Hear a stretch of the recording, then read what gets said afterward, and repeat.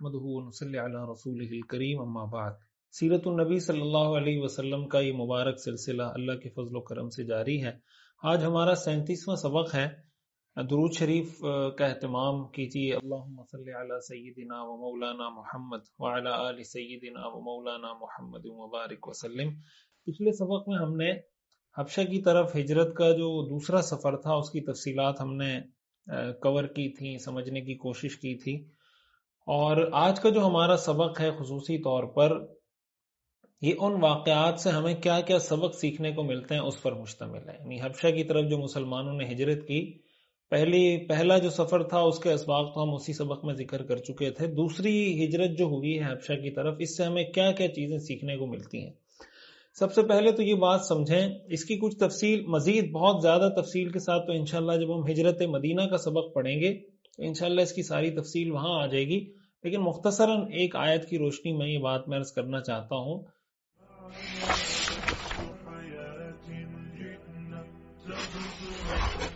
ہجرت کا جو عمل ہے اس کی اللہ کی نظر میں بہت بڑی فضیلت ہے اور یہ بہت بڑا اجر و ثواب والا کام ہے۔ قرآن کریم میں اللہ تعالیٰ کا ارشاد ہے وَمَن يُهَاجِرْ فِي سَبِيلِ اللَّهِ يَجِدْ فِي الْأَرْضِ مُرَاغَمًا كَثِيرًا وَسَعًا، کہ جو اللہ کے لیے، اللہ کے راستے میں جو آدمی ہجرت کرتا ہے اس کو بڑی گنجائش اور بڑی کشادگی پائے گا۔ اور وَمَن يَخْرُجْ مِن بَيْتِهِ مُهَاجِرًا إِلَى اللَّهِ وَرَسُولِهِ، اور جو اپنے گھر سے اللہ اور اللہ کے رسول کے لیے ہجرت کرتے ہوئے نکلے، یعنی اللہ اور اللہ کے رسول کی وجہ سے ہجرت کرے، ثم يدركه الموت، پھر اس کو موت آ جائے، فقد وقع اجره على اللہ، تو اس کا اجر اللہ پر ہے، یعنی اللہ اس کو ضرور اجر دے گا۔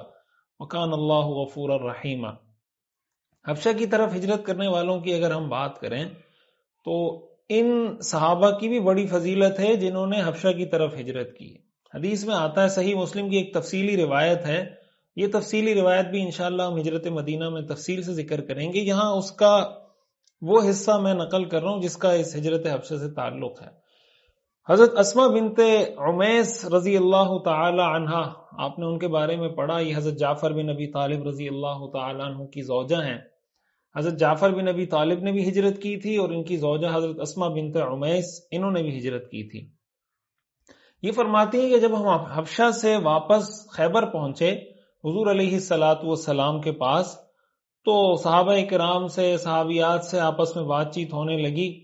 اسی دوران حضرت عمر رضی اللہ عنہ تشریف لائے اور کہنے لگے سبقناکم بالہجرہ، کہ ہم نے تم سے پہلے ہجرت کی ہے۔ یعنی مدینہ کی جو ہجرت تھی، ظاہر ہے کہ انہوں نے تو تقریباً ان حضرات کے خیبر پہنچنے سے تقریباً 7 سال پہلے وہ مدینہ کی ہجرت کر چکے تھے، اور یہ حضرات مدینہ والی ہجرت کے 7 سال بعد مدینہ پہنچ رہے تھے۔ اس کی تفصیل ہم پہلے سبق میں پڑھ چکے ہیں کہ رسول اللہ صلی اللہ علیہ وسلم نے ان کو طلب نہیں کیا، حضرت جعفر اور ان کے ساتھیوں کو، ان میں سے کچھ تو آ گئے لیکن جو یہاں موجود رہے ان کو آپ نے طلب نہیں کیا۔ آپ کے پیش نظر یہ بات تھی کہ پہلے ہم اس چیز کو دیکھیں کہ مدینہ میں ہماری کیا پوزیشن بنتی ہے۔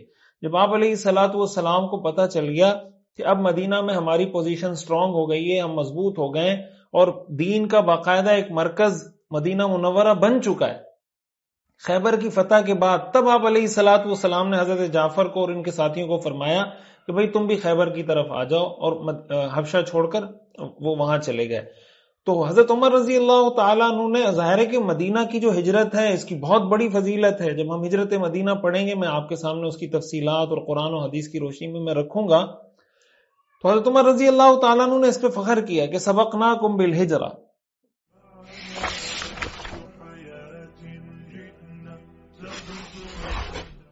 لیکن صحابہ کرام کا آپس میں جو ایک دوسرے کے ساتھ آپ یہ کہہ لیں کہ کمپٹیشن ہوتا تھا، وہ ان چیزوں میں ہوتا تھا کہ بھائی میں نے نیکی کا یہ کام کیا ہے، وہ کہتے تھے بھائی میں نے یہ کیا ہے، یعنی نیکی کے کاموں میں ایک دوسرے سے آگے بڑھتے تھے۔ قرآن کریم میں آتا ہے نا فاستبقوا الخیرات، نیکی کے کاموں میں ایک دوسرے سے آگے بڑھو۔ گھروں میں ایسا ماحول ہونا چاہیے، اس میں ہمارے لیے سبق ہے۔ مثال کے طور پر والد بیٹے کو کہے کہ بیٹا میں نے آج 1 پارے کی تلاوت کی ہے، تو بیٹا کہے میں نے آج 1.5 پارے کی تلاوت کی، یا بیٹا اگر کہے میں نے 1 پارے کی تلاوت کی تو والد کہے میں نے 2 پاروں کی تلاوت کی ہے۔ یا اگر بیٹا کہے کہ ابا میں نے سیرت کورس کا آدھا سبق سنا ہے تو ابا کہے کہ میں نے پورا سبق سنا ہے۔ اس کی امی بتائے کہ میں نے 2 سبق سنے ہیں، ان چیزوں میں آپس میں کمپٹیشن ہونا چاہیے. حضرت عمر رضی اللہ تعالیٰ عنہ فرما رہے ہیں سبقناکم بالہجرہ. قرآن کریم میں اللہ تعالیٰ نے ارشاد فرمایا وسارعوا الی مغفرۃ من ربکم وجنۃ عرضها السماوات والارض، کہ اللہ کی مغفرت کی طرف دوڑو، اس جنت کی طرف دوڑو جس کی چوڑائی آسمان و زمین کے برابر ہے. تو صحابہ کرام کا کمپٹیشن ان چیزوں میں ہوتا تھا. ہمیں بھی اس چیز کا ماحول، جب گھر کے اندر آپ دیکھ رہے ہو نا کہ کسی چیز کا ماحول نہیں بن رہا، مثال کے طور پر آپ گھر میں نماز کا ماحول بنانا چاہ رہے ہیں لیکن آپ کے کچھ بچے نماز پڑھ رہے ہیں کچھ نہیں پڑھ رہے، تو اس کا ایک طریقہ یہ بھی ہوتا ہے کہ کمپٹیشن کا کوئی ماحول بنا لیا جائے. ائمہ مساجد کو یہ چاہیے کہ مساجد کے اندر محلے کے نوجوانوں کو وہ کسی طرح انکریج کریں، ان کے اندر کوئی کمپٹیشن رکھیں کہ بھائی آپ 40 دن تک تکبیر اولیٰ سے 5 نمازیں پڑھیں گے تو ہم آپ کو یہ انعام دیں گے. کوئی اس طرح کا ماحول بنائے تاکہ نیکیوں میں ایک دوسرے سے آگے بڑھنے کا جذبہ پیدا ہو. دیکھیں الٹی سیدھی چیزوں میں تو یہ کمپٹیشن بہت چل رہے ہوتے ہیں، تو ہم نیکی کے کاموں میں اس کو کیوں لے کے نہیں چل رہے ہوتے. بہرحال یہ بہت اہم سبق ہے جو ہمیں سیکھنا چاہیے. حضرت عمر رضی اللہ تعالیٰ عنہ نے فرمایا سبقناکم بالہجرہ، ہم نے تم سے پہلے ہجرت کی ہے. تو حضرت اسماء بنت عمیس رضی اللہ تعالیٰ عنہ کو یہ بات بڑی عجیب لگی، ان کو غصہ آیا. وہ غصہ ان کو اس پہ آیا کہ بھائی ہم نے تو حبشہ کی طرف ایک دفعہ ہجرت کی، پھر جب رسول اللہ صلی اللہ علیہ وسلم کا حکم آیا تو اب مدینہ منورہ ہم نے ہجرت کی، تو آپ کا عمل ہم سے بہتر کیسے ہوا؟ حضرت اسماء بنت عمیس رضی اللہ تعالیٰ عنہ کہنے لگی اللہ کی قسم ایسا ہرگز نہیں، تم تو اللہ کے رسول کے ساتھ رہے، وہ تمہارے بھوکوں کو کھانا کھلاتے رہے، تمہیں نصیحت کرتے رہے، اور ہم اس پورے عرصے کے دوران پردیس حبشہ میں موجود تھے، اور ہمارا یہ سفر صرف اللہ اور اللہ کے رسول کی وجہ سے تھا، ہمارا کوئی ذاتی سفر تو نہیں تھا. اللہ کی قسم، حضرت اسماء نے فرمایا اللہ کی قسم میں اب اس وقت تک کھانا نہیں کھاؤں گی، میں اس وقت تک پانی نہیں پیوں گی جب تک میں یہ مقدمہ حضور کی خدمت میں پیش کر کے یہ حل نہ کروا دوں. آپ نے تو عجیب سی بات کر دی ہمیں. اور حضرت اسماء نے یہ بھی فرمایا کہ اللہ کی قسم میں تمہیں اس بات کا بھی یقین دلاتی ہوں کہ میں حضور کے سامنے یہ بات ایز اٹ از رکھوں گی، میں اس میں کوئی کمی بیشی نہیں کروں گی کہ اپنی طرف سے کوئی مرچ مسالہ لگا کے بڑھا چڑھا کے پیش کروں. جو بات ہوئی ہے ایز اٹ از حضور کے سامنے رکھ دوں گی، نہ میں کوئی جھوٹ بولوں گی نہ اپنی طرف سے کوئی بات ملاؤں گی. جب رسول اللہ صلی اللہ علیہ وسلم تشریف لائے تو حضرت اسماء نے فرمایا یا رسول اللہ یا نبی اللہ، عمر نے یہ بات کی ہے. رسول اللہ صلی اللہ علیہ وسلم نے پوچھا کہ تم نے پھر عمر کو کیا جواب دیا؟ حضرت اسماء فرماتی ہے میں نے اپنا جواب بتا دیا کہ میں نے ان سے یہ کہا کہ بھائی تم تو حضور کے پاس تھے، تمہارے بھوکوں کو کھانا بھی کھلاتے تھے، یعنی جسمانی غذا بھی دے رہے تھے، تمہیں نصیحت کرتے تھے یعنی روحانی غذا بھی تمہیں دے رہے تھے. ہم پردیس میں تھے اور ہمارا پردیس میں یہ سفر اللہ اور اللہ کے رسول کی، یہ میں نے جواب دیا.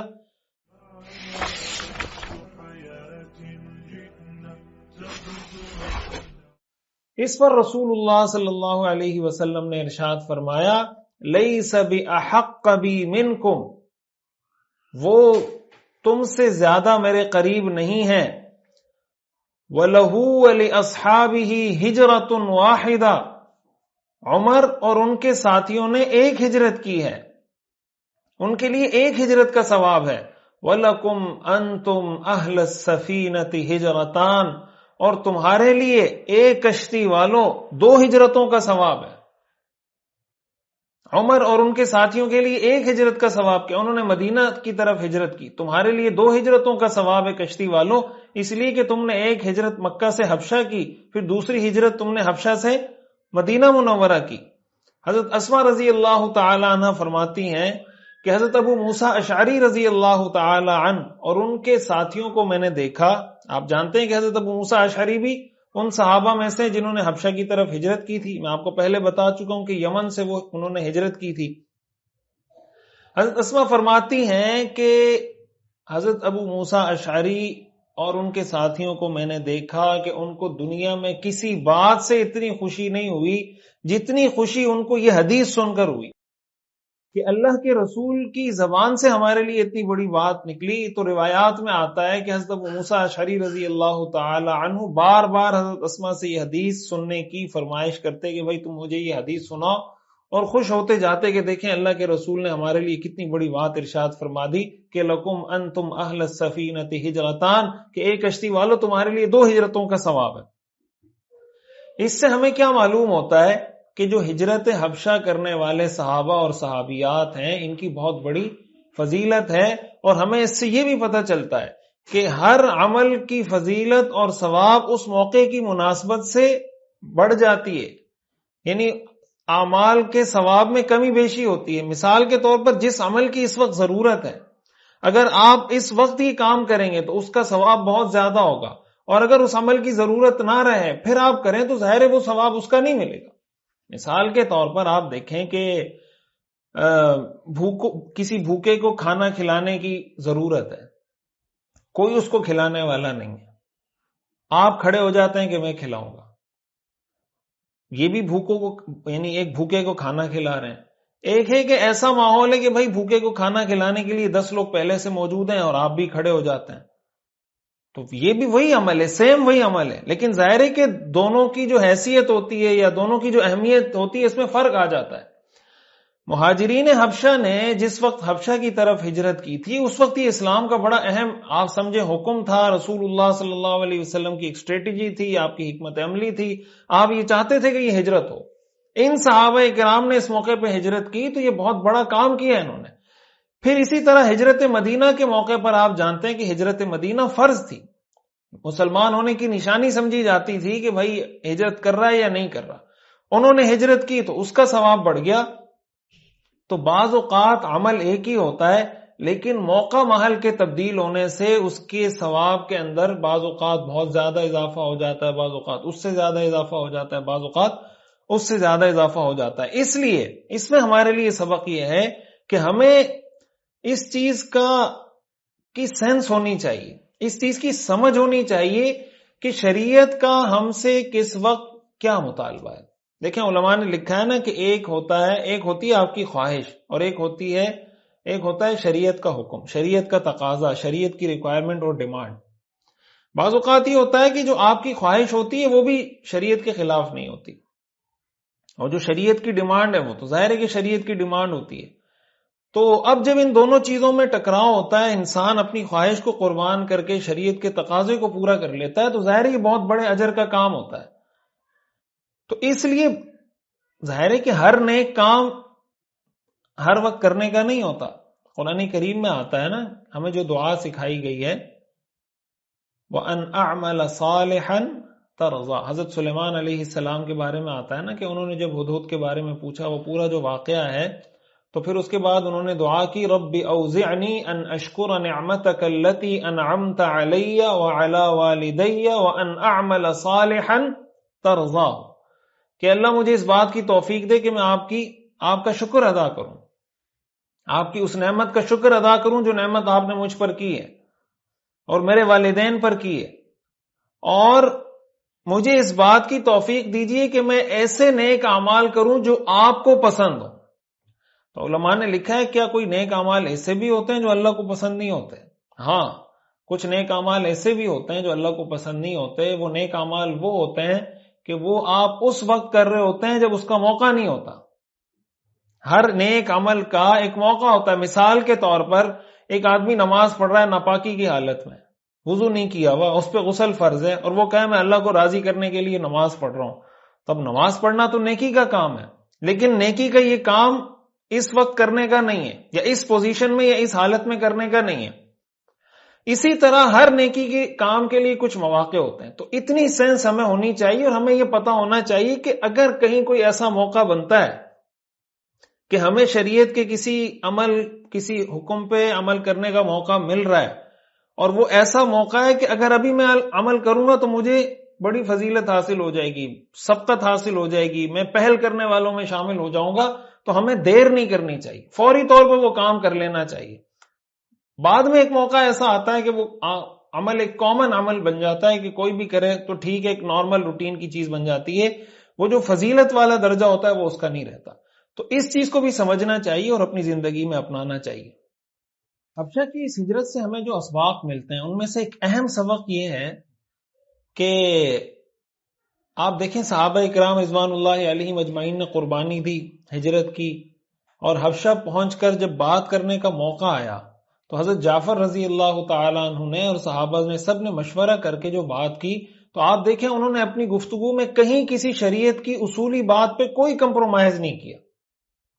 حق بات انہوں نے بڑے سلیقے سے، طریقے سے، ادب آداب کے ساتھ، سفارتی آداب کا خیال رکھتے ہوئے اپنا پورا موقف، پورا مدعا پیش کر دیا.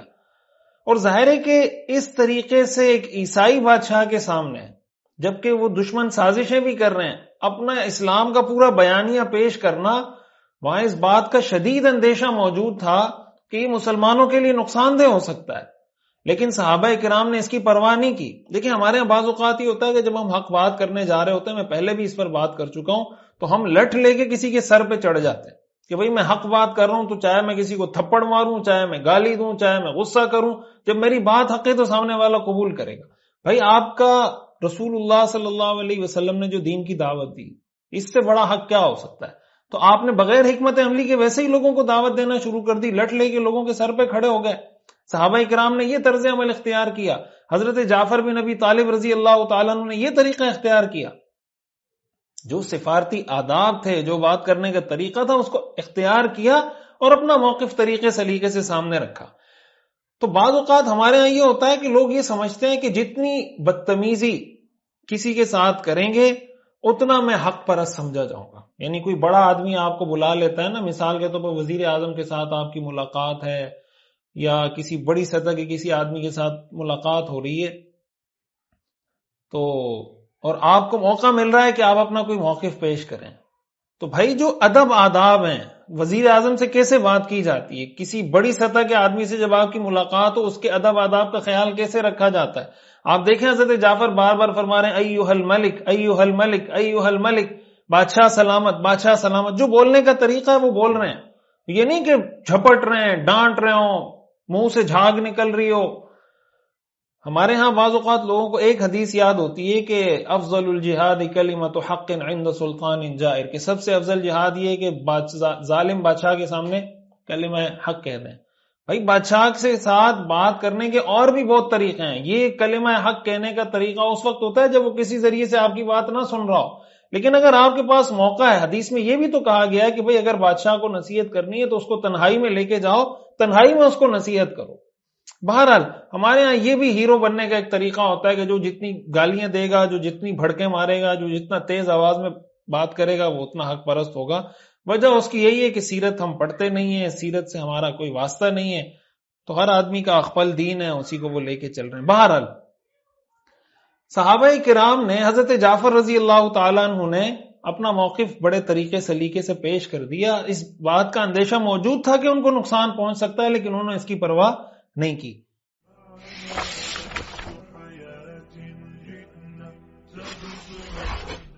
اس سے ہمیں یہ معلوم ہوتا ہے کہ جب ایسا کوئی موقع ہو، ہر انسان کی زندگی میں ایسے لمحے آتے ہیں کہ جہاں اس کو صحیح اور درست موقف بتاتے ہوئے ڈر لگ رہا ہوتا ہے کہ لوگ ناراض ہو جائیں گے، رشتہ دار ناراض ہو جائیں گے، سوسائٹی والے ناراض ہو جائیں گے، لیکن اس کو پتا ہوتا ہے کہ یہ موقع ہے حق بات کہنے کا، اور یہاں شرعی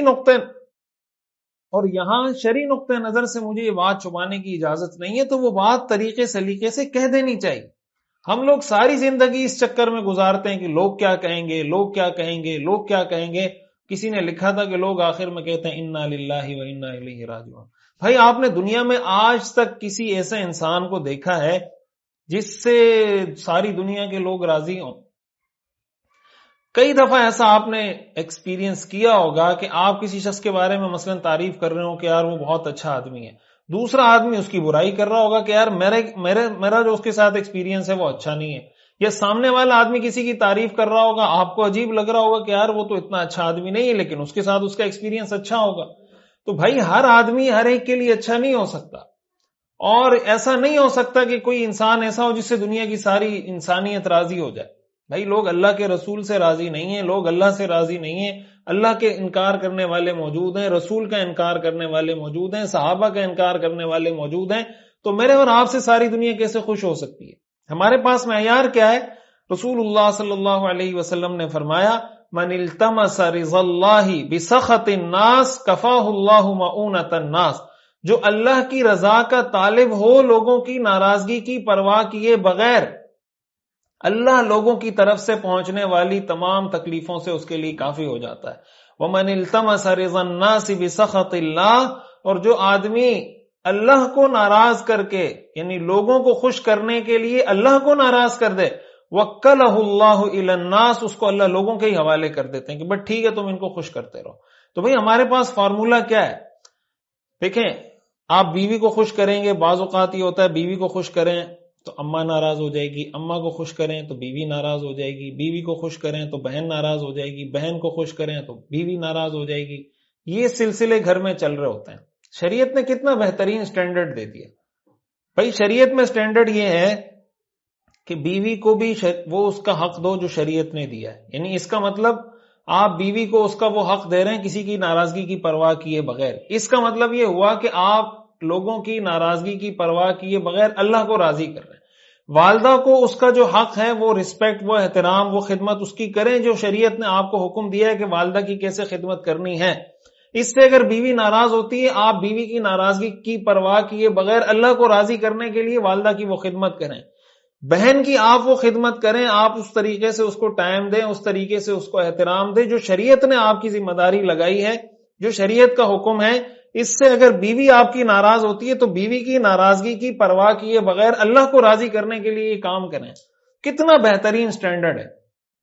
اس سٹینڈرڈ کا فائدہ یہ ہوگا کہ بیوی کو بھی پتا چل جائے گا کہ میرے شوہر کی یہ لیمیٹیشن ہے، اماں کو بھی پتا چل جائے گا کہ میرے بیٹے کی یہ لیمیٹیشن ہے، بہن کو بھی پتا چل جائے گا میرے بھائی کی یہ لیمیٹیشن ہے۔ اگر میں لمیٹیشن کراس کر کے اپنے بھائی کو اس چیز پر آمادہ کرنے کی کوشش کروں گی کہ تم اپنی بیوی پر ظلم کرو تو یہ نہیں کرے گا، اس لیے کہ مجھے خوش کرنے کے لیے یہ اللہ کو ناراض نہیں کر سکتا۔ اماں بھی یہی سوچے گی، بیوی بھی یہی سوچے گی، تو آپ کی زندگی سکون میں آ جائے گی۔ تو یہ بہت اہم میسج ہے ہجرت حبشہ کا کہ صحابہ کرام نے لوگوں کی ناراضگی کی پرواہ کیے بغیر وہ بات کی جو اللہ کو راضی کرنے والی تھی۔ اللہ تعالیٰ نے ان کو اس کی بہاریں بھی نصیب کی، اور آپ دیکھیں حبشہ میں وہ کتنے سکون سے رہے۔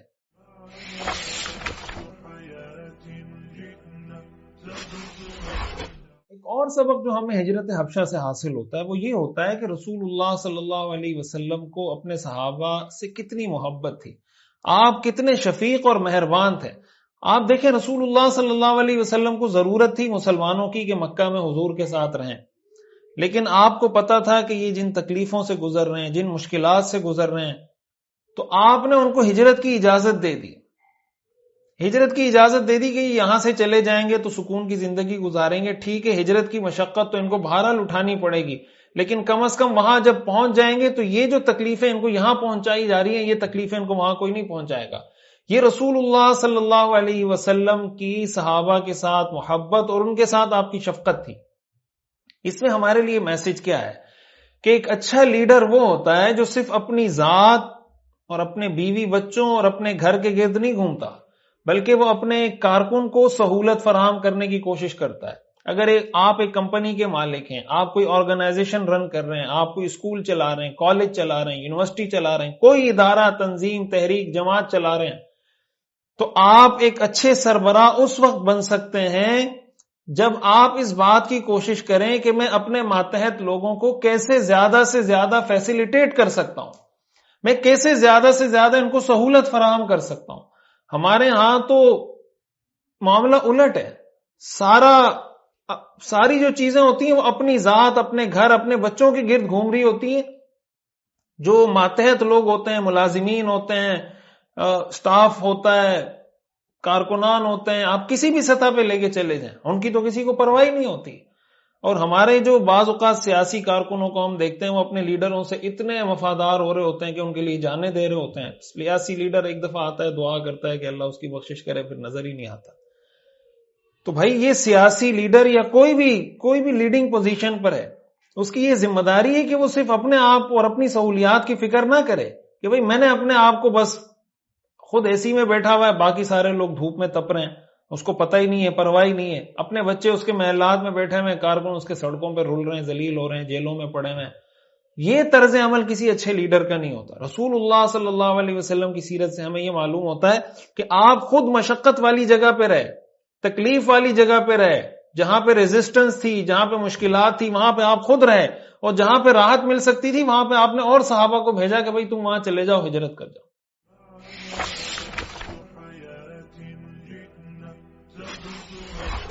ایک اور اہم سبق جو ہمیں اس واقعے سے سیکھنے کو ملتا ہے وہ یہ کہ دین کی حفاظت کے لیے اگر ملک چھوڑنا پڑے، اپنا گھر بار چھوڑنا پڑے تو وہ چھوڑ دینا چاہیے۔ قرآن کریم میں اس کی فضیلت ہم اس سبق کے شروع میں پڑھ چکے ہیں۔ ہمارے ہاں کیا ہوتا ہے کہ اس پر تو بہت بات ہوتی ہے کہ پیسہ کمانے کے لیے امریکہ چلے جاؤ، جرمنی چلے جاؤ، انگلینڈ چلے جاؤ، فلاں ملک چلے جاؤ، اس پہ تو بہت بات ہوتی رہتی ہے کہ بھائی زیادہ سے زیادہ آپ پیسہ کس ملک میں کما سکتے ہیں، فلاں ملک میں سفر کریں، فلاں ملک میں سفر کریں۔ اور ظاہر ہے کہ پیسہ کمانے کے لیے سفر کرنا کوئی ناجائز بھی نہیں ہے۔ ہمارے پیغمبر نے رسول اللہ صلی اللہ علیہ وسلم کے بارے میں ہم پڑھ چکے ہیں، آپ نے بھی شام کی طرف تجارتی سفر کیا ہے، تو تجارت کے لیے، پیسے کمانے کے لیے اس کی کچھ شرائط ہیں، اس کا خیال رکھیں تو کوئی اس میں حرج کی بات بھی نہیں ہے۔ لیکن ایک اور جو پہلو ہے کہ اپنے دین کو اور اپنے ایمان کو اور اپنی اولاد کے دین اور ایمان کو محفوظ کرنے کے لیے بھی ہمیں ہجرت کرنی چاہیے۔ بعض دفعہ کیا ہوتا ہے، اس کی کئی مثالیں آپ کے سامنے بھی ہوں گی، مطلب بارہا اس کی مثالیں ہمارے سامنے آ رہی ہوتی ہیں، جو لوگ مغربی ممالک میں جا کے سیٹ ہو جاتے ہیں، مثلا کوئی چلا گیا امریکہ میں رہ رہا ہے، کوئی انگلینڈ میں رہ رہا ہے، کوئی کسی ایسی جگہ پہ رہ رہا ہے۔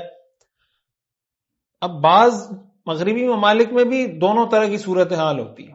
بعض جگہوں پر تو ایسی صورتحال ہوتی ہے کہ وہ پوری کمیونٹی اس طرح کی مسلمانوں کی رہ رہی ہوتی ہے کہ بچوں کی اچھی پرورش ہو رہی ہوتی ہے، لیکن بعض جگہوں پہ ایسا نہیں ہوتا۔ وہاں اس بات کا خصوصاً کسی کی بیٹیاں ہوں تو یہ بڑا خطرہ ہوتا ہے کہ میری بیٹیاں بڑی ہوں گی تو میں ان کی تربیت کیسے کروں گا۔ پھر وہ بچے جاتے ہیں اسکولوں میں، پبلک اسکول میں جب جاتے ہیں تو وہی سیکولر جو چیزیں وہاں ان کے نظریات وہ سارے وہ بچے پڑھ رہے ہوتے ہیں، تو اس بات کا شدید خطرہ موجود ہوتا ہے کہ یہ بچہ سیکولر ہو جائے گا، یہ دین بیزار ہو جائے گا، اس کا ایمان محفوظ نہیں رہے گا۔ تو ہم اس فکر میں تو ہوتے ہیں کہ میں نے پیسے زیادہ سے زیادہ کمانے، یہ فکر ہمیں نہیں ہوتی کہ میرے بچے کا ایمان چھن رہا ہے، میری بچی کا پردہ، حیا، ایمان، دین اس سے چھن رہا ہے۔ تو جہاں ہمیں بعض اوقات ہی ہجرت کرنا فرض ہو جاتی، یعنی ہر وہ جگہ جہاں پر آپ اپنے دین کے فرائض پر عمل نہ کر سکیں، شعائر اللہ پر عمل نہ کر سکیں، ایسی جگہ سے ہجرت کرنا فرض ہو جاتا ہے۔ آپ دیکھیں نا کہ صحابہ کرام نے ہجرت کی کہاں سے؟ اس شہر سے ہجرت کی جہاں پہ بیت اللہ ہے، جہاں پہ خانہ کعبہ ہے، جہاں اللہ کا گھر ہے، لیکن وہاں ان کو مشکلات تھی، دین پر عمل نہیں کرنے دیا جا رہا تھا۔ رسول اللہ صلی اللہ علیہ وسلم نے ہجرت کی اجازت دے دی۔ پھر انہی صحابہ نے بعد میں مدینہ منورہ، خود رسول اللہ صلی اللہ علیہ وسلم نے مدینہ منورہ ہجرت کر لی، اور مدینہ ہجرت کرنے سے پہلے آپ طائف تشریف لے کر گئے، اس جگہ جہاں بیت اللہ ہے، جہاں خانہ کعبہ ہے۔ تو مغربی ممالک میں جو لوگ رہ رہے ہوتے ہیں ان کو اس چیز کی ایسے واقعات بھی سننے پڑھنے کو ملے ہیں کہ بھائی کسی کا انتقال ہو گیا، اس کے بیٹے کو، بیٹی کو، کسی کو جنازہ پڑھنے کا طریقہ ہی نہیں آتا، غسل دینے کا طریقہ ہی نہیں آتا، لاش پڑی ہوئی ہے، وہ یعنی غیر مسلموں کے طریقے سے اپنے والدین کی تجہیز و تکفین اور آخری رسومات پوری کر رہے ہوتے ہیں۔ کچھ عرصہ پہلے میں نے اس پہ ویڈیو بھی بنائی تھی، آسٹریلیا کے ایک شخص کا بڑا عجیب سا واقعہ تھا، آپ میرے یوٹیوب چینل پہ موجود ہوگا، آپ جا کے وہ سنیں، اس پہ میں نے ویڈیو بھی بنائی تھی۔ تو اس چیز کا بھی ہمیں پتہ ہونا چاہیے، پیسہ کمائیں کوئی اس میں مسئلہ نہیں ہے، لیکن ایٹ دا کاسٹ آف دین نہیں، کہ آپ کا دین، آپ کی اولاد کا دین چھن رہا ہو، پھر ایسی صورت میں آپ کے لیے کسی ایسے ملک میں رہنا جائز نہیں ہوگا۔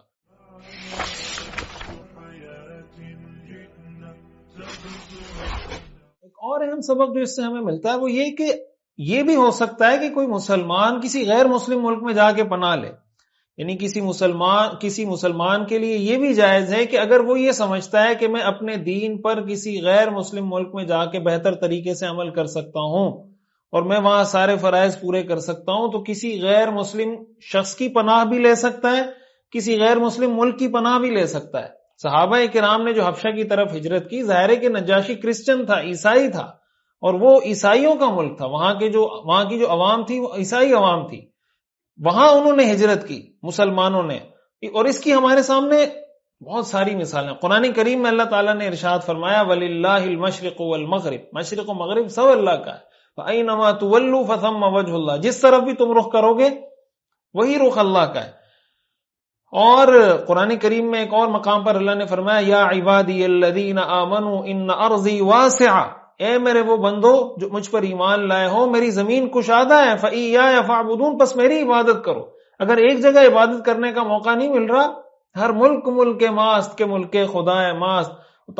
طارق بن زیاد کے جو اشعار ہیں نا، علامہ اقبال نے جب طارق بن زیاد نے اندلس کے ساحل پہ کشتیاں جلائی تھیں تو بڑے بہترین اشعار ہیں، علامہ اقبال نے اس کی ترجمانی کی ہے کہ جب اس نے ساری کشتیاں جلا دی تو لوگوں نے اس کو کہا، اس کے ساتھیوں نے کہا کہ بھائی کشتیاں تم نے جلا دی، اپنے ملک ہم کیسے جائیں گے، اپنے ملک ہم کیسے پہنچیں گے جب کشتیاں ہمارے پاس نہیں ہوں گی؟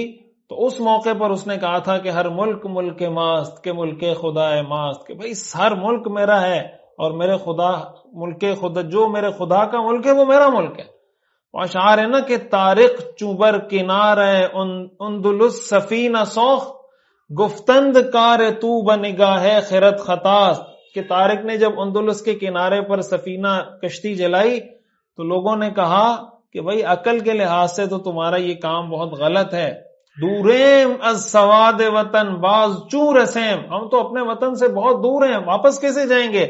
ترکے سبب ضرور شریعت کجا رواز، اسباب کا ترک کرنا شریعت کی روح سے کہاں جائز ہے؟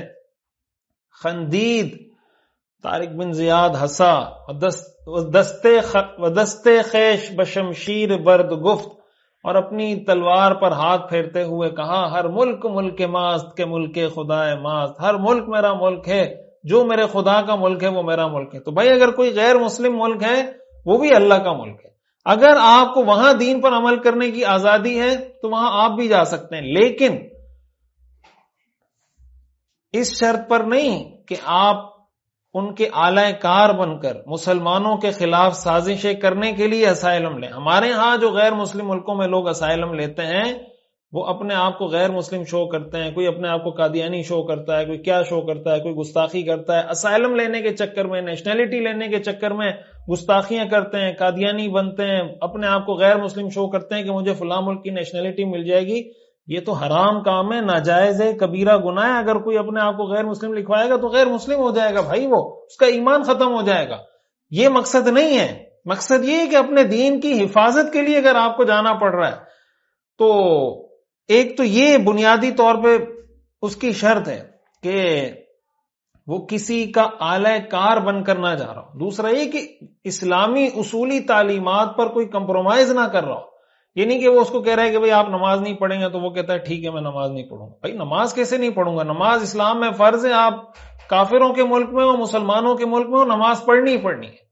تو اگر ایسا کوئی مسئلہ نہ ہو تو غیر مسلم شخص کی پناہ بھی لے سکتے ہیں۔ رسول اللہ صلی اللہ علیہ وسلم جب طائف تشریف لے کر گئے تھے اور طائف کے لوگوں نے آپ کی بات نہیں مانی تو آپ جب مکہ مکرمہ واپس آئے تو مطعم بن عدی کی پناہ لے کر آپ مکہ میں داخل ہوئے تھے۔ مطعم بن عدی ایک مشرک شخص تھا، آپ اس کی پناہ لے کر مکہ میں داخل ہوئے تاکہ لوگ آپ کو نقصان نہ پہنچائیں۔ اب ظاہر ہے کہ رسول اللہ صلی اللہ علیہ وسلم نے یہ جو پناہ لی ایک مشرک کی پناہ لی۔ اسی طرح حبشہ کی جو پہلی ہجرت ہوئی، ہم نے اس میں پڑھا تھا کہ جب حبشہ سے پہلی ہجرت مکمل کر کے جب لوگ واپس آئے مکہ مکرمہ اور ان کو پتا چلا کہ ہمیں جو خبر ملی تھی وہ ٹھیک نہیں تھی، تو کچھ لوگ تو واپس آ گئے، کچھ لوگ اپنے خاندان کے مختلف لوگوں کی پناہ لے کر مکہ مکرمہ میں داخل ہوئے، تو جن کی پناہ لے کر مکہ میں داخل ہوئے تھے وہ بھی غیر مسلم تھے۔ اس طرح کے بیسیوں واقعات ہمیں سیرت کی کتابوں میں ملتے ہیں۔ تو غیر مسلم شخص کی پناہ بھی لی جا سکتی ہے، غیر مسلم ملک کی پناہ بھی لی جا سکتی ہے، لیکن وہ آپ کی پناہ لینا مسلمانوں کے اسلام کے مفاد میں ہو، اسلام اور مسلمانوں کے خلاف کسی سازش کی وجہ سے نہ ہو۔ ایک اور چیز جو ہمیں اس واقعے سے سیکھنے کو ملتی ہے، آپ جانتے ہیں کہ حبشہ کے قریش کے لوگوں نے 2 لوگوں کا وفد بنا کر بھیجا تھا، تحفے تحائف دیے تھے کہ بھائی جا کے نجاشی کو دینا، درباریوں کو دینا، ان کو کہنا کہ ان کو ہمارے حوالے کر دیں۔ پوری تیاری کے ساتھ پورا پلان کر کے آئے تھے۔ جب مسلمانوں کا موقف سنا گیا، وہ تو یہ چاہتے تھے کہ سنا ہی نہ جائے، لیکن اب نجاشی نے طلب کیا، نجاشی نے مسلمانوں کو طلب کیا۔ جب طلب کیا تو حضرت جعفر رضی اللہ تعالیٰ عنہ آگے بڑھے۔ تو اس میں جو سیکھنے کی چیز ہے کہ انہوں نے کس طریقے سے پوری ایک پکچر، پورا نقشہ کھینچا، پورا ایک آپ سمجھیں کہ امیج ڈرا کی، پورا نقشہ اس کے سامنے کھینچا، بڑے طریقے سے اسلام کا مقدمہ ان کے سامنے پیش کیا۔ اور چونکہ نجاشی ایک منصف مزاج آدمی تھا، غیر جانبدار آدمی تھا، کوئی متعصب قسم کا شخص نہیں تھا، تو اس نے مسلمانوں کی ساری بات سنی بھی اور اس کی بات مسلمانوں کی بات اس کی سمجھ میں آ بھی گئی.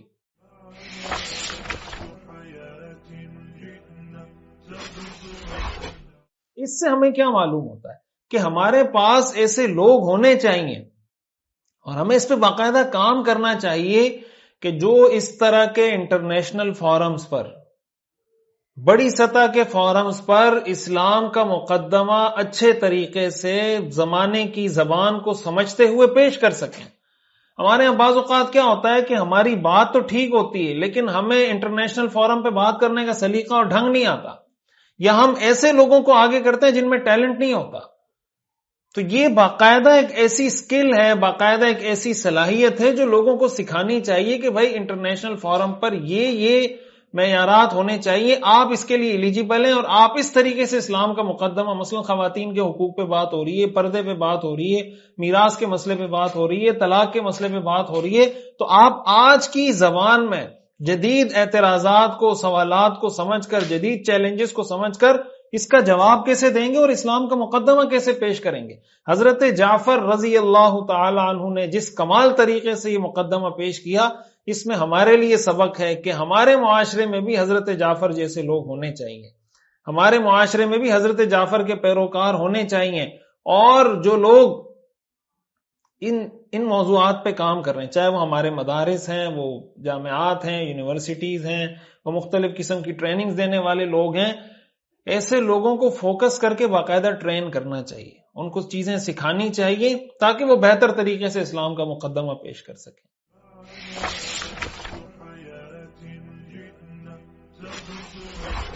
ایک اور اہم بات جو اس میں ہمارے لیے سیکھنے کی، وہ یہ کہ دیکھیں صحابہ کرام نے مشورے سے حضرت جعفر رضی اللہ تعالیٰ عنہ کو آگے کیا، ان کو آگے بڑھایا. اس کی اگر آپ غور کریں تو آپ کو چند اہم وجوہات معلوم ہوں گی، اور بعد میں آپ کو یہ بھی ہمیں پتہ چلا کہ جو فیصلہ تھا وہ بالکل ٹھیک تھا اور حضرت جعفر رضی اللہ تعالیٰ عنہ نے حق ادا کیا. ایک تو حضرت جعفر حضور کے چچا زاد تھے، اور یہ بات کسی حد تک نجاشی کے لیے بھی اطمینان کا باعث تھی کہ بھائی یہ پیغمبر کے چچا زاد ہیں تو یہ ان کا موقف صحیح طریقے سے جانتے ہوں گے، جو بات کریں گے ان کو پتہ ہوگی.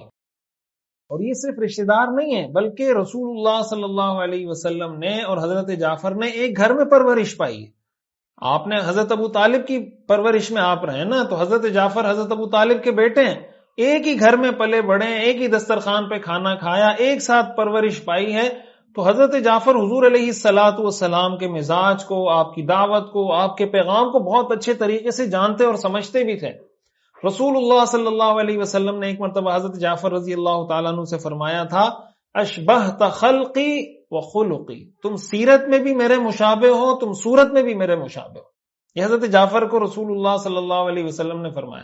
پھر سامنے عمرو بن العاص جیسی شخصیت تھی، وہ عرب کے بڑے نامور قداور شخص سمجھے جاتے تھے اور بات کرنے کا بڑا ان کو ہنر اور فن آتا تھا. ایسی شخصیت کے مقابلے میں حضرت جعفر جیسے شخص کو ہی آنا چاہیے تھا. تو جب حضرت جعفر آئے ہیں اور جس طریقے سلیقے سے فصاحت اور بلاغت کے ساتھ، ایلوکینس کے ساتھ حضرت جعفر نے بات کی ہے، تو آپ دیکھیں کہ اس کا پھر کیا اثر ہوا.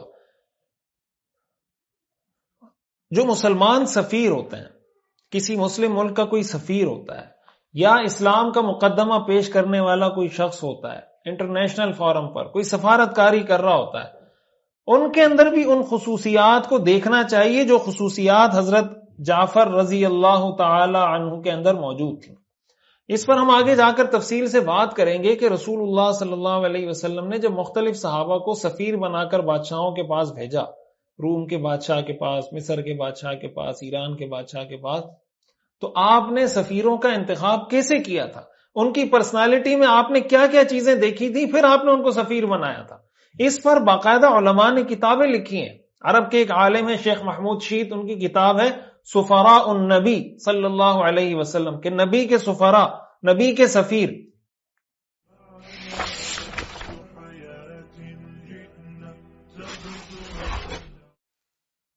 تو یہ ہمارے ہاں بڑا مسئلہ ہوتا ہے معذرت کے ساتھ کہ ہمارے ہاں ٹیلنٹ کا قتل عام کیا جاتا ہے، اقربا پروری، رشتہ داری. مثال کے طور پر کوئی آدمی بڑی سطح پہ پہنچا ہوا ہے، میں معذرت کے ساتھ بڑے کھل کے یہ بات میں عرض کروں گا، چونکہ ہم سیرت پڑھ رہے ہیں، میرا مقصد کسی خاص طبقے کو، کسی خاص بندے کو ٹارگٹ کرنا نہیں، مقصد معاشرے کی جو چیزیں جو سیرت کی روشنی میں ہمیں اصلاح کرنی چاہیے ان کی طرف توجہ دلانا مقصد ہے۔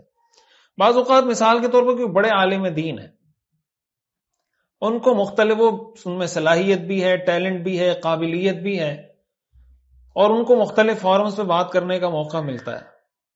اب مثال کے طور پر وہ خود نہیں جا پا رہے، تو ہوتا کیا ہے کہ وہ اپنے کسی بیٹے کو بھیج دیں گے، اپنے کسی پوتے کو بھیج دیں گے، بھائی تم جا کے دین کی نمائندگی کرو، تم دین کی بات کرو۔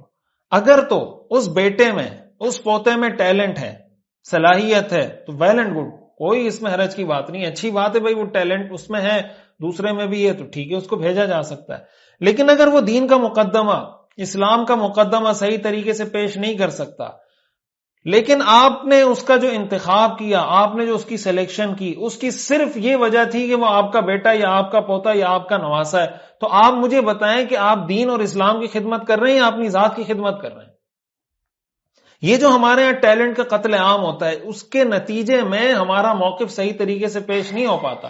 میں یہ نہیں کہہ رہا کہ سارے لوگ یہ کر رہے ہوتے ہیں، لیکن جہاں جہاں یہ کام ہو رہا ہے کہیں کہیں، تو ان کو ظاہر ہے کہ شریعت کے پرسپیکٹو میں ان چیزوں کو دیکھنا چاہیے کہ شریعت ہمیں کیا کہتی ہے۔ بعض اوقات ہمارے کیا ہوتا ہے کہ کوئی اس طرح کا معاملہ ہے جس کا تعلق کسی ذات، کسی مسلک، مشرب کے ساتھ نہیں ہے، لیکن ایک مسلک والا ہے تو وہ کہے گا کہ نہیں، اگر میرے مسلک میں کوئی ڈھنگ کا آدمی نہ بھی ہو تب بھی میں نے اپنے مسلک کے بندے کو بھیجنا ہے۔ بھائی وہاں جو آپ مقدمہ پیش کر رہے ہیں، آپ اپنے مسلک کا مقدمہ پیش کر رہے ہیں یا دین اسلام کا مقدمہ پیش کر رہے ہیں؟ اگر تو آپ نے اپنے مسلک کی نمائندگی کرنی ہے تو ٹھیک ہے، آپ اپنے مسلک کا بندہ بھیجیں۔ اگر آپ کے مسلک میں کوئی ایسا بندہ ہے جو ٹیلنٹڈ ہے تو بھائی آپ ضرور بھیجیں، اس میں کوئی مسئلہ نہیں ہے۔ لیکن اگر آپ سمجھتے ہیں کہ دو لوگ ہیں لیکن وہ دوسرے مسلک والا آدمی اس موضوع پہ زیادہ اچھی بات کر سکتا ہے، وہ لوگوں کو زیادہ بہتر طریقے سے مطمئن کر سکتا ہے، لیکن آپ اس کی سلیکشن صرف اس لیے نہیں کرتے کہ وہ اس مسلک سے تعلق رکھتا ہے، وہ اگر چلا جائے گا تو میرا مسلک والا تو رہ جائے گا، اس کا مطلب آپ دین کی خدمت نہیں کر رہے، آپ مسلک کی خدمت کر رہے ہیں۔ آپ کے پیش نظر دین اسلام کا مقدمہ نہیں، آپ کے پیش نظر اپنے مسلک کا مقدمہ ہے۔ تو وہ موضوعات جو کامن نوعیت کے ہیں، جس کا کسی مسلک کے ساتھ کوئی خاص تعلق نہیں ہے، اس میں ہمیں اس تفریق سے بھی والا تر ہونا پڑے گا۔ ایک تو اس تفریق سے کہ بھائی میں نے اپنے بیٹے کو ہی بھیجنا ہے، پوتے نواسے کو ہی بھیجنا ہے، نہیں، ٹیلنٹ کو دیکھیں، جس میں ٹیلنٹ ہے اس کو بھیجیں۔ بیٹے میں ہے تو بہت اچھی بات ہے، نہیں ہے تو کسی اور کی سلیکشن کریں۔ اسی طرح یہ مسلک کی وجہ سے کہ اپنے مسلک والے کو ہی بھیجنا ہے، کئی دفعہ ایسا ہوتا ہے کہ بڑی سطح کی کوئی میٹنگ ہے، کوئی ملاقات ہو رہی ہے، موضوع پر بات کرنے کے بجائے ہمارے یہاں مسلک پرستی شروع ہو جاتی ہے۔ ایک آدمی شروع ہو جائے گا کہ میرے مسلک والے لوگ کم ہیں، اس کے مسلک والے زیادہ ہیں، اس مسلک کے کم ہیں، اس مسلک۔ بھائی آپ کو جس مقصد کے لیے بلایا گیا ہے آپ اس مقصد پہ بات کریں نا۔ آپ اپنے مسلک کی نمائندگی کرنے کے لیے آئے ہوئے یا آپ دین کی وہ بات جو ایک کامن انٹرسٹ کی چیز ہے، جو کسی مسلک کا کوئی خاص مسئلہ نہیں۔ ایک تو یہ نا کہ کسی خاص مسلک کے کسی عقیدے پہ بات ہو رہی ہو، لیکن اگر ایک کامن چیز ہے جس کا کسی خاص مسلک سے تعلق نہیں، ایک عمومی بات ہے، تو اس پہ اپنا مقدمہ صحیح طریقے سے پیش کرنا چاہیے۔ تو یہ جو ہمارے یہاں ٹیلنٹ کا قتل عام ہوتا ہے، حضرت جعفر رضی اللہ تعالیٰ عنہ کی سلیکشن میں، پھر ان کی صلاحیت جو انہوں نے حاضر جوابی دکھائی،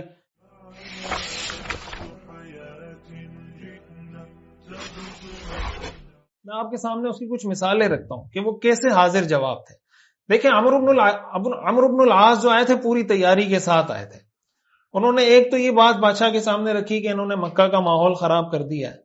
اس میں بادشاہ کے لیے یہ میسج تھا کہ انہوں نے اگر مکہ کا ماحول خراب کیا تو یہ آپ کے ملک کے امن و امان کے لیے بھی خطرہ ہے۔ اور ظاہر ہے کہ قریش اور حبشہ کے لوگوں کے آپس میں تعلقات تھے، اس کا بھی اس نے حوالہ دیا کہ ہمارے آپس میں بڑے اچھے تعلقات ہیں۔ پھر ایک پتہ عمرو بن العاص نے یہ کھیلا کہ بھائی حضرت عیسیٰ علیہ السلام کے بارے میں ان کا خطرناک عقیدہ ہے۔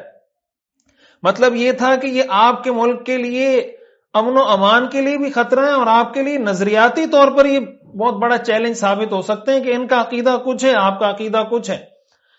پھر آگے عمرو بن العاص نے کہا کہ دیکھیں تمہاری تو ان کی بادشاہ کو کہا کہ آپ کی تو ان مسلمانوں کی نظر میں کوئی ویلیو ہی نہیں ہے۔ کیوں؟ اس لیے کہ آپ دیکھیں آپ کے سارے درباری آپ کو سجدہ کرتے ہیں، مسلمان آتے ہیں تو آپ کو سجدہ ہی نہیں کرتے۔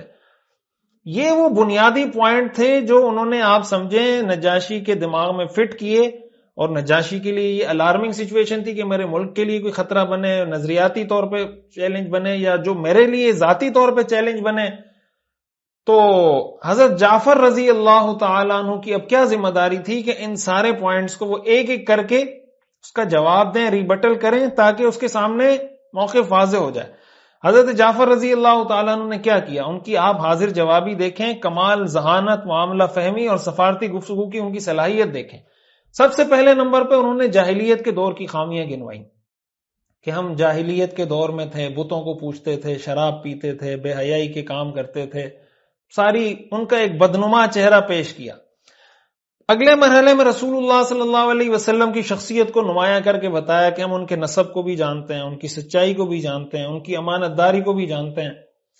تیسرے نمبر پر اسلام کی خوبیاں گنوانا شروع کی کہ اسلام نے ہمیں صلہ رحمی کا حکم دیا، اسلام نے ہمیں نماز کا حکم دیا، اسلام نے ہمیں اچھا پڑوسی بننے کا حکم دیا.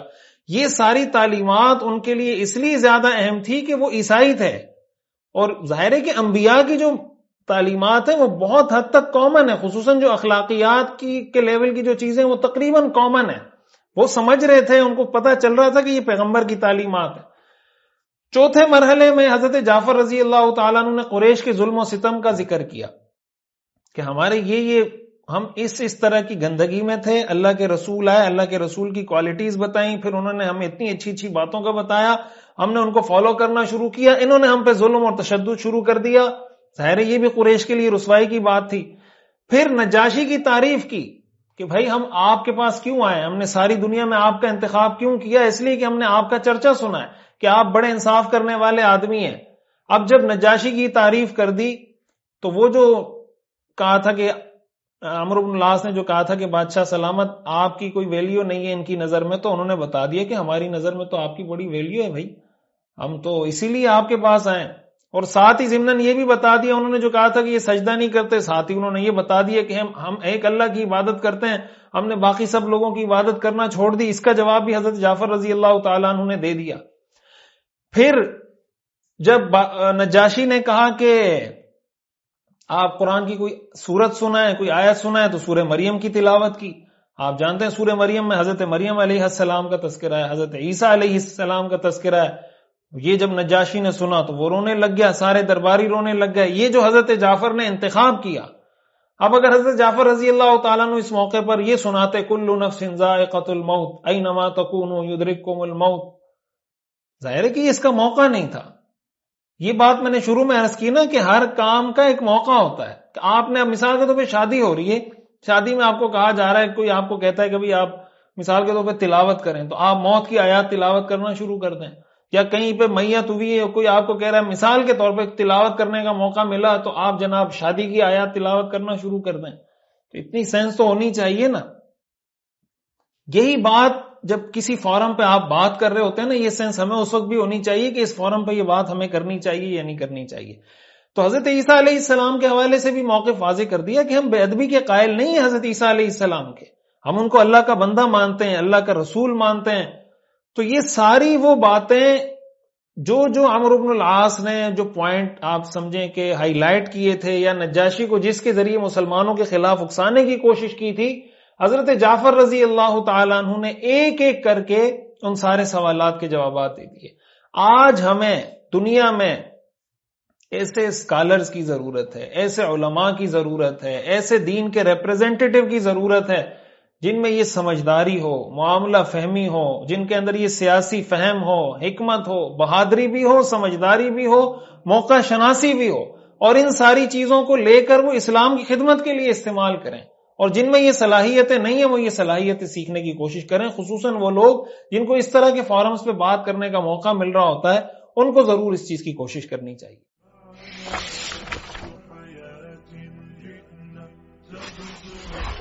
اچھا، اسی ہجرت کا ایک اہم واقعہ یہ بھی ہے کہ رسول اللہ صلی اللہ علیہ وسلم کا حضرت ام حبیبہ رضی اللہ تعالی عنہ کے ساتھ نکاح بھی وہ سمجھیں اس سفر کا حصہ. اس کا جو تفصیلی واقعہ ہے وہ تو انشاءاللہ ہجرت مدینہ کے بعد آئے گا. یہاں ہم اس کا مختصر حصہ ذکر کر رہے ہیں کہ اس سے ہمیں سبق کیا ملتا ہے.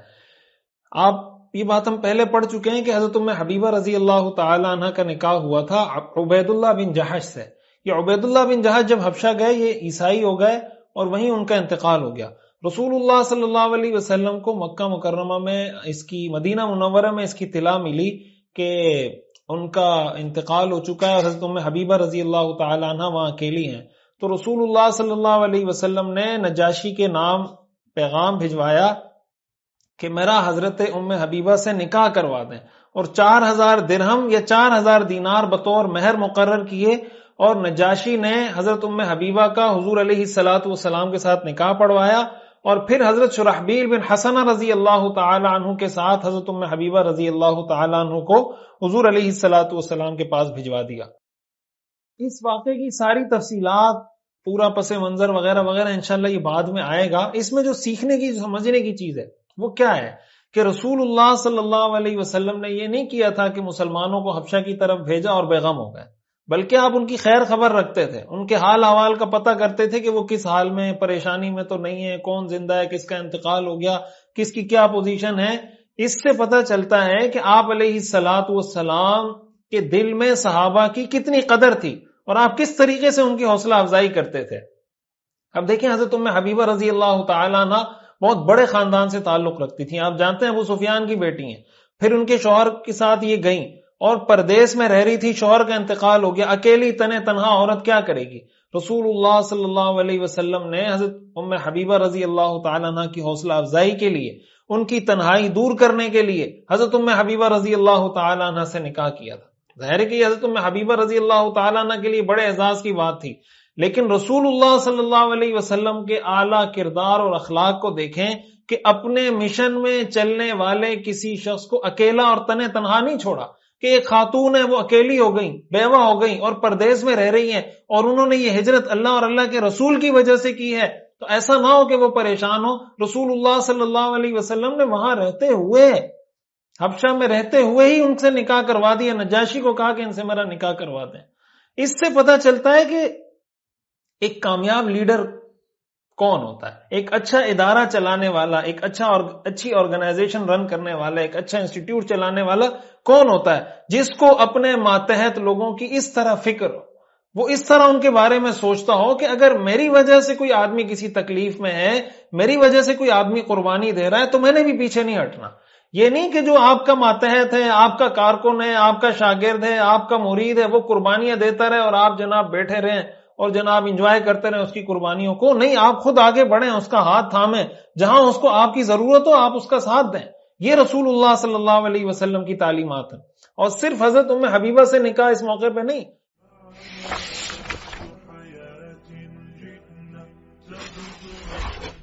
حضرت سودا بنت زمعہ رضی اللہ تعالی عنہ سے جو حضور کا نکاح ہوا ہے، اس کی تفصیل بھی انشاءاللہ آگے آئے گی، انشاءاللہ تفصیل میں آپ کو بتاؤں گا. یہ بات ہم پڑھ چکے ہیں کہ حضرت سودا بنت زمعہ کے شوہر تھے سکران بن عمر، انہوں نے ساتھ ہجرت کی. پھر جب مکہ مکرمہ آئے، حضرت سودا کے شوہر سکران بن عمر کا مکہ مکرمہ میں انتقال ہو گیا. جب ان کی عدت گزر گئی تو رسول اللہ صلی اللہ علیہ وسلم نے ان کو پیغام نکاح بھیجا کہ یہ اکیلی ہو گئی تھی، تنہا رہ گئی تھی. اور آپ جانتے ہیں کہ مسلمانوں کی تعداد بہت کم تھی، پھر خاتون ہو، مسلمان ہو جائے، پھر بیوہ ہو جائے، اس کا اس معاشرے میں کون سہارا بنتا. تو رسول اللہ صلی اللہ علیہ وسلم نے پیغام نکاح بھیجا تو انہوں نے فرمایا امری الیک یا رسول اللہ، یا رسول اللہ میرا اختیار آپ کے ہاتھ میں، جو فیصلہ آپ کریں. رسول اللہ صلی اللہ علیہ وسلم نے فرمایا کہ تم اپنی قوم سے کسی کو وکیل بناؤ. حضرت سودا نے حاطب بن عامر کو اپنا وکیل بنایا. انہوں نے رسول اللہ صلی اللہ علیہ وسلم کا حضرت سودا کا نکاح حضور علیہ الصلوۃ والسلام سے کروایا. حضرت خدیجہ رضی اللہ تعالی عنہا کے بعد سب سے پہلے رسول اللہ صلی اللہ علیہ وسلم نے جو نکاح کیا وہ حضرت سودا بنت زمعہ ام المؤمنین رضی اللہ عنہا سے کیا ہے. اور حضرت سودا بنت زمعہ رضی اللہ تعالیٰ عنہ یہ بہت بڑی عمر کی تھی، عمر رسیدہ خاتون تھی. تفصیلات انشاءاللہ میں آپ کے سامنے بعد میں رکھوں گا. یہی وجہ ہے کہ شادی کے کچھ عرصے بعد انہوں نے اپنی باری حضرت عائشہ کو دے دی تھی اور حضور سے عرض کیا تھا کہ یا رسول اللہ مجھے مردوں میں کوئی خاص رغبت نہیں ہے. مقصد یہ تھا کہ میں عمر کے جس حصے میں ہوں مجھے اس عمر میں ازدواجی تعلقات کی حاجت نہیں، بس اتنی میری خواہش ہے کہ قیامت کے دن میں آپ کی ازواج مطہرات کے اندر اٹھائی جاؤں. سبحان اللہ. یعنی جب میرا حشر ہو تو آپ کے نام سے میرا حشر ہو کہ یہ رسول اللہ کی زوجہ ہیں، رسول اللہ کی بیوی ہیں. یہ حضرت سودا رضی اللہ تعالیٰ عنہ یعنی بڑی عمر میں رسول اللہ صلی اللہ علیہ وسلم نے ان سے نکاح کیا تھا.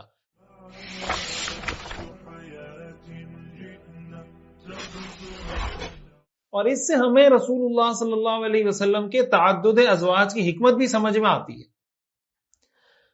کہ آپ علیہ الصلوۃ والسلام نے جو نکاح کیے اس میں بہت ساری حکمتیں تھیں. ایک بہت بڑی حکمت یہ تھی کہ آپ نے اپنے قائدانہ کردار کی وجہ سے یہ فیصلے کیے. اللہ نے آپ کو اجازت دی تو آپ نے اپنے اس قائدانہ کردار کو استعمال کیا.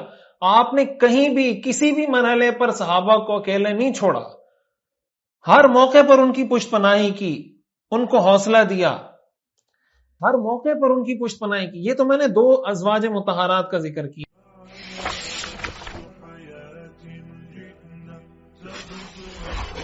آپ اگر حضرت حفصہ رضی اللہ تعالی عنہا کا واقعہ پڑھیں کہ ان کے ساتھ حضور کا نکاح کیسے ہوا تھا. جب ان کے شوہر زخمی ہوئے اور بعد میں شہید ہو گئے تو ان کے ساتھ حضور نے نکاح کیا. حضرت حفصہ کے شوہر تھے خنیس بن حذافہ رضی اللہ عنہ.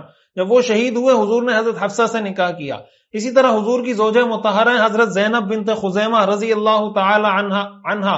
ان کے شوہر تھے عبیدہ بن حارث، رسول اللہ صلی اللہ علیہ وسلم کے چچا زاد تھے جو غزوہ بدر میں شہید ہوئے. ان کی زوجہ جب ان کا انتقال ہوا ان کا کوئی سہارا نہیں تھا. رسول اللہ صلی اللہ علیہ وسلم نے حضرت زینب بنت خزیمہ رضی اللہ تعالی عنہ سے نکاح کیا. حضرت ام سلمہ رضی اللہ تعالی عنہ کے بارے میں ہم بار بار پڑھ چکے کہ جب حضرت ابو سلمہ کا انتقال ہوا تو حضور نے حضرت ام سلمہ سے نکاح کیا. یہ واقعات کب ہوئے، کب کس سے نکاح ہوا، اس کی تفصیلات انشاءاللہ آگے آئیں گی. یہاں جو بیسک مقصد ہے، جو پوائنٹ میں ہائی لائٹ کرنا چاہتا ہوں وہ یہ کہ ان ساری ازواج کو اگر آپ دیکھیں گے، حضرت سودا کو دیکھیں، حضرت ام حبیبہ کو دیکھیں، حضرت حفصہ کو دیکھیں، حضرت زینب بنت خزیمہ کو دیکھیں، اسی طرح حضرت ام سلمہ کو دیکھیں، یہ ساری وہ خواتین ہیں جن کے شوہر کا یا انتقال ہو گیا یا وہ شہید ہو گئے اور بے سہارا ہوئی تو رسول اللہ صلی اللہ علیہ وسلم ان کا سہارا بنے. اس میں ہمارے لیے میسج اور پیغام یہ ہے کہ ہم بھی جہاں بھی کوئی ایسا کردار ادا کر رہے ہوں تو ہمیں یہ پتا ہونا چاہیے کہ اگر کوئی ہمارا دوست ہے، کوئی ہمارا ساتھی ہے، کوئی ہمارا محسن ہے، کسی نے ہمارے ساتھ اچھائی کی ہے، کوئی ہماری وجہ سے قربانی دے رہا ہے، کسی مشکل میں ہے، تو اگر کوئی آپ کے ساتھ آپ کی مشکل میں کھڑا ہے تو آپ نے اس کی مشکل میں اس کو اکیلے نہیں چھوڑنا. اللہ تعالی ہمیں سمجھنے کی اور عمل کرنے کی توفیق عطا فرمائے. میں آپ کے سامنے آج کے سبق سے متعلق سوالات رکھتا ہوں اور آپ نے ان سوالات کے یہاں کمنٹ میں جوابات دینے ہیں. پہلا سوال ہے، ہجرت کے حوالے سے حضرت عمر رضی اللہ تعالی عنہ کا مکالمہ کس صحابیہ کے ساتھ ہوا تھا؟ حضرت اسماء بنت عمیس رضی اللہ عنہ، حضرت ام سلمہ رضی اللہ عنہ، یا حضرت اسماء بنت ابی بکر رضی اللہ عنہ؟ حبشہ کی طرف ہجرت کرنے والوں کو رسول اللہ صلی اللہ علیہ وسلم نے کیا فرمایا؟ تمہیں 1 ہجرت کا ثواب ملے گا، کشتی والوں تمہیں 2 ہجرتوں کا ثواب ملے گا، تمہارا ثواب مدینے کی طرف ہجرت کرنے والوں سے کم ہے. کیا کسی نیک عمل کا ثواب موقع محل کی وجہ سے بڑھ سکتا ہے؟ جی ہاں، جی نہیں. جو مخلوق کو راضی کرنے کے لیے اللہ کو ناراض کرتا ہے تو اللہ تعالی کیا کرتے ہیں؟ اس کو لوگوں کے حوالے کر دیتے ہیں، اس کو راضی کرتے ہیں، اس کے کام بناتے ہیں. کیا مسلمان کے لیے کسی غیر مسلم ملک میں پناہ لینا جائز ہے؟ جی ہاں، جی نہیں. کیا خود کو غیر مسلم شو کر کے کسی غیر مسلم ملک میں اسائلم لینا جائز ہے؟ جی ہاں، جی نہیں. حضرت جعفر رضی اللہ تعالی عنہ کے انتخاب سے ہمیں کیا بات سیکھنے کو ملتی ہے؟ ٹیلنٹ کی قدر کرنی چاہیے، ٹیلنٹ کی قدر نہیں کرنی چاہیے، بلا وجہ اقربا پروری کرنی چاہیے. بڑے فورمز پر دین کی بات کرنے کے لیے کن لوگوں کو آگے بھیجنا چاہیے؟ اپنے رشتہ داروں کو جو اس منصب کا اہل ہو، یا پھر اپنے مسلک کے لوگوں کو؟ حضرت ام حبیبہ رضی اللہ عنہا کے ساتھ حضور صلی اللہ علیہ وسلم کا نکاح کس نے پڑھایا تھا؟ نجاشی نے، حضرت ابو بکر صدیق رضی اللہ عنہ نے، یا پھر حضرت جعفر رضی اللہ عنہ نے؟ حضرت خدیجہ رضی اللہ عنہا کے بعد حضور علیہ الصلاۃ والسلام نے کس سے نکاح کیا تھا؟ حضرت حفصہ رضی اللہ عنہا، حضرت ام حبیبہ رضی اللہ عنہا، حضرت سودا بنت زمعہ رضی اللہ عنہا؟ وآخر دعوانا ان الحمد للہ رب العالمین۔